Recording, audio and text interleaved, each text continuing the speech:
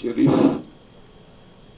suñu cant ci yow am na fu mu tàmbalee wante amul fu mu yem xale yëpp ak ku ci mënti juddu ak fu ñu mënti juddoo yow yaa leen uuf tudd leen naam Amérique la ñu juddoo waaye fii la ñu rayee fii la ñu ëffe fii la ñu liqaame fii tey la ñu nodde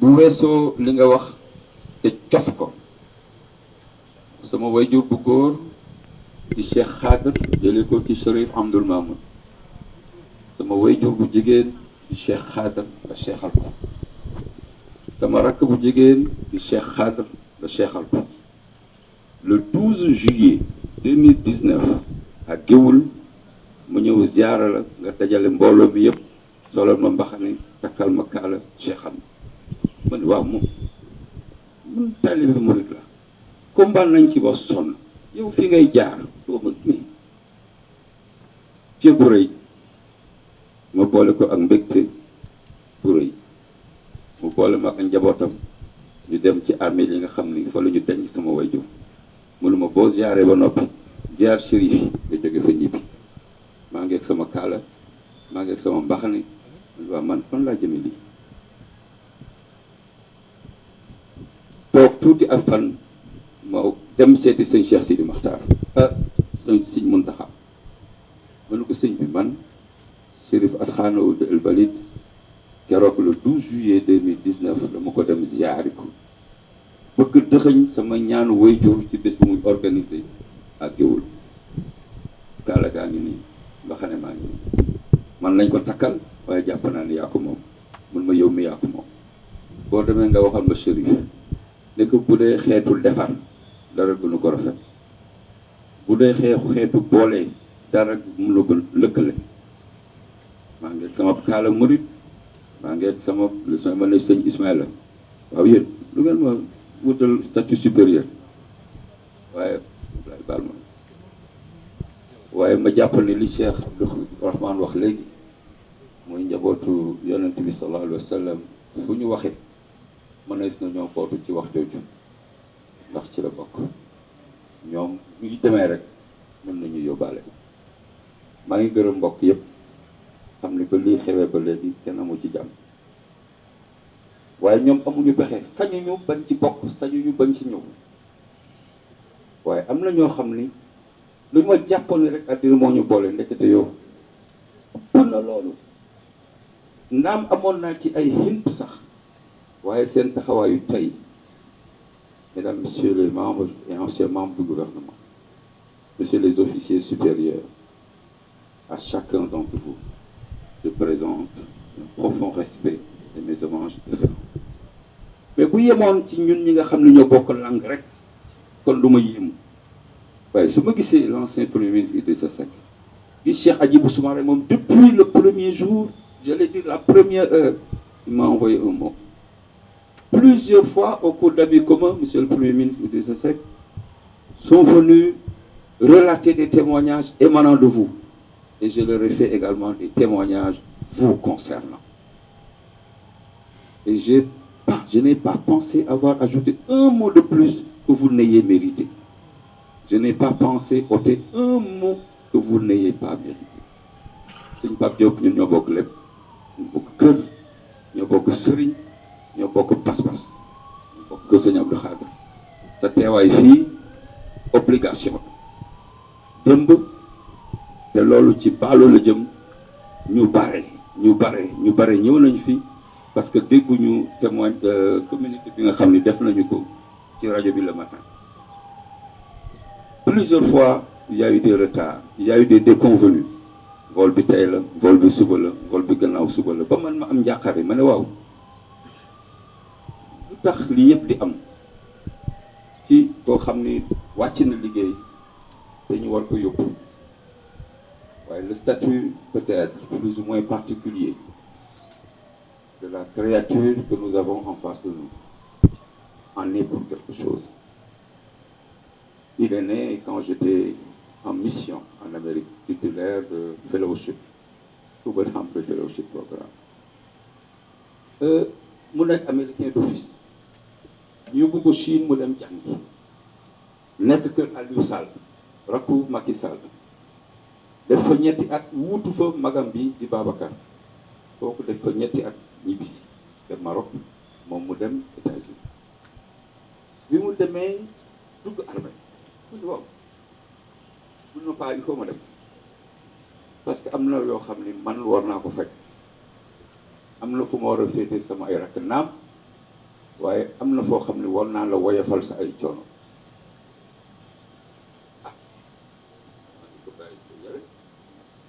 un homme doit faire ce que son cœur lui dicte. Mais quel que soit ton choix, je serai derrière toi. L'instinct féminin peut-être de sa mère a pu dire, là, toi aussi, dem dawal avion, des parachutes, des bouquets, maa ngi xool entraînement militaire américain yi man jàpp naa ne ma ne ko fous. Et en peu de temps, il a fait merveille, inspirant le respect et l'admiration même de ses supérieurs. Vous devez nag ba wàcc liggéey par une malencontreuse rencontre d'un individu égaré, alors qu'il voulait se porter au secours de personnes et de leurs biens. Le voilà qui reçut, je suis désolé d'être graphique, un coup de tournevis en plein cœur. Parce que su doon corps à corps, su doon mais noonu la ko yàlla tuddee boobu waxtoom jot na. Il avait rendez-vous avec la mort. Il avait rendez-vous avec la mort. Il fallait qu'il poussât son dernier souffle. Il fallait qu'on puisse tout mettre en œuvre pour qu'on nous le ramène dans un cercueil.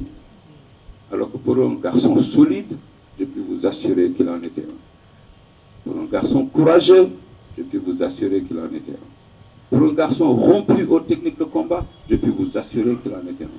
waaye bu suñu borom dogalee ak noo mënti mel ak noo mënti toll ak loo mënti am ak loo mënti xam nii rek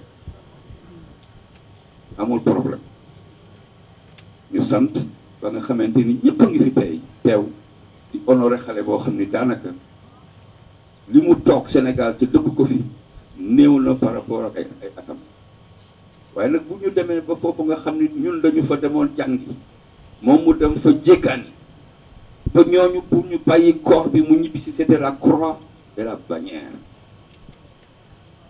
Il fallait voir, épurer certains secrets de son téléphone, de son ordinateur portable. Il fallait, mais fan ngeen ko yóbbu Sénégal. La crainte était énorme de voir un soldat américain, entre guillemets, déporté dans sa dépouille, enterré dans un territoire où la sécurité au cimetière n'est pas assurée, parce que normalement, pour que c'est assuré de Arlington, 24 heures sur 24 quand départ des soldats.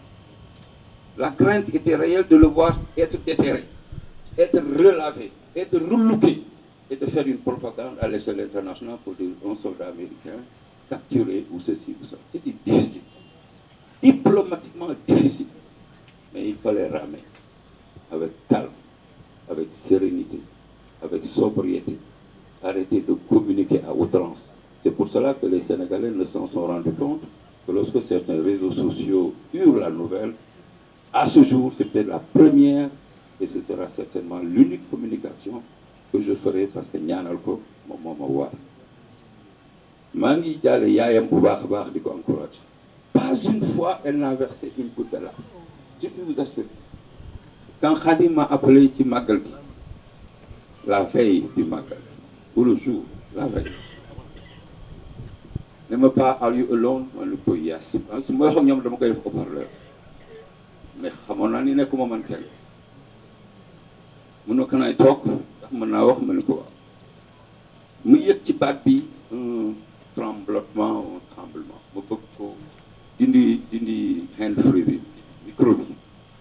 Yaa ji na ma bàyyi ma wax ma déglu. Mu yëkkat ne ma it's about Abdoulaye. Affaire bi kat ci Abdoulaye la jóg. Abdoulaye, on venait de lui parler il y a quelques heures, parce que c'était le jour de son anniversaire. Le 16 octobre, il était né. J'ai compris que le décret divin venait de s'abattre sur lui. Donc, Khadim muñal nga toog xale la ma wallang paa la mu bëgg a jaaxle sama kaw ma ne ko lang écoute yaa fa nekk te góor nga taxawaayu xale yi pour rendre kenn compte dénk nañ la ko ci qualité suñu borom jël na ko ci sañ-sañ. On ne parle plus maintenant, on manœuvre calme et serein pour pouvoir avoir le corps yàlla dimbal la ñu ci loolu ñu jël ko yombul woon na waaye ñoom ñii mobilisé wu ci Minnesota def seen kéem kattan en rapport ak Kara dépêché par le consulat, en rapport avec mon frère qui est venu d'Atlanta prêter main forte ma jàpp ne bu yàlla dogalee mu dem itam dogal na ñu ñëw pexe ba ñu jot ci yaram wi jébbal ko Cheikh Al Khadim ñaanal ko ci Sénégal. Abdoulaye repose en paix. fa lay mujje nag ñi nga xam ni vraiment ci ànd la ñu xamante bu yàgg te ànd boobu dara rafu ci am na kanam yoo xam ni su ma leen gisee daf may delloo fu sore jamono yoo xam ni lenn ci lu ñuy dund tey nekk loolu lu évident waaye ñu nekk ak tënk gëm ko di ko dox suba di ko dox ngoon di wéttantalante ba yàlla dogal li mu dogal ci bopp réew mi la ca des yëpp c'est de l'histoire et moi j'ai pour habitude de ne pas confondre l'histoire à l'anecdote. maa ngi gërëm tous les membres du gouvernement qui se sont déplacés. Il aurait pu ne pas man di kii bu fi ñëwee du ma jaaxal par force loolu moo wax dëgg Pape Diop bu fi ñëwee du ma jaaxal par force pardon non kooku sama papa la il m'a couvé, il m'a protégé à des moments extrêmement difficiles. Il a mis la main dans sa poche pour que je ne sois dans aucune espèce de précarité. Il n'a pas le droit de ne pas faire moins parce que je me suis offert à lui et il a accepté cette grande paternité. démb dégg naa mi ngi fi yàlla dogal avion bi ñëwul ñu def communiqué ñu bare jotuñu ko bon non je les connais tous maa ngi ziar ñëpp. Mon général, on m'a informé de votre passage à la maison, votre long séjour dans mon salon. Je vous présente mes respects à vous et à vos hommes que vous commandez au niveau de l'état-major général des armées. Monsieur le ministre, vous ne m'avez pas désemparé. Non, mais donc on est en train di ziar bu baax ñëw woote nañu président yónni na la Touba nga jóge cérémonie bi ñëw ci kër ga ñu waxtaan nga ànd ak Makhtar Ba ànd ak Seydou Gueye ànd ak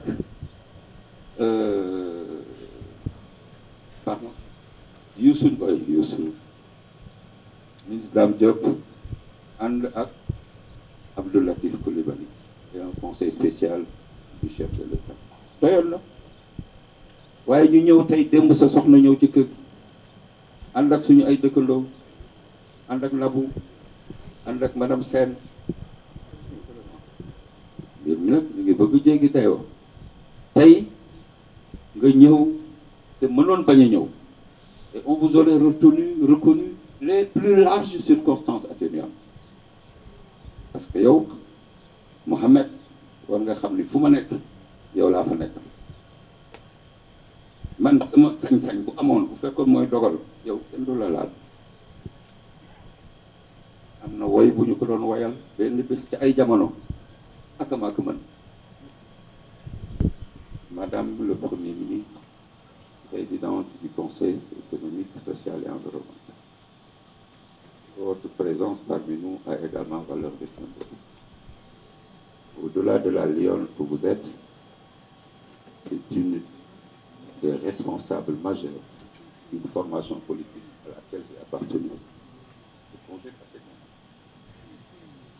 Malheureusement, le rattachement historique que j'ai avec cette formation ne peut jamais m'en éloigner. Je suis toujours concerné et interpellé au premier chef par ce qui s'y passe, ce qui s'y dit et ce qui s'y fait. Donc moom yàlla moo ko teg sama mbagg li président Abdoulaye Wade doon wax suñu ay mbokk monsieur le premier ministre de Seck, excusez-moi, je vais faire une mënu leen mais yéen yow nangam diw lu Idrissa dugg yaa ko ci dugg bàyyi leen ma ak Idrissa Seck te ngeen toppatoo seen affaire tey ak yéen fu ngeen mën ci dem ëllëg duñ leen wóolu yéen da ngeen takk rëbb ci man ngal la waaye dellu si leen kon nga xam ni dans son appel à un vaste rassemblement d'une formation libérale yéen ñëpp yéen a ngi ci biir. Si Ablaye peut partir et laisser ses empreintes dans un Sénégal réconcilié avec lui-même, now is the time to do so. Ce n'est pas l'appel d'un politique, c'est un appel d'un technicien de la paix que je suis devenu depuis le 20 août que j'ai repris la charge du professeur Serigne Diop. Pape Ablaye ñoo bokk koñ ñoo bokk lépp ñoo bokkoon bokk ci cabinet premier ministre à l'époque nga teew fii c'est une obligation. Mahfou Mayakor, Habib, mais vraiment, je ne peux pas citer tout le monde. Mais vous savez à quel point je vous tiens en estime et aujourd'hui vous me le rendez formidablement bien. Yal na yàlla sàmm leen sàmm seen i njaboot musal ci yéen bés bu mel nii boo xamante ni da ngeen di jiital seen njaboot topp ci kanam. Yal na yàlla may ñu fan wu gudd lool gunge njaboot gi ba ci kanam lool waaye nag ñoom ñu teg ñu fii dañu ñaanal loolu am solo la. Il n'y a pas pire peine que de voir ses enfants partir. Je le tue, bien sûr. Mais Blaise n'est pas parti en vain. Assalamu alaikum wa rahmatullah.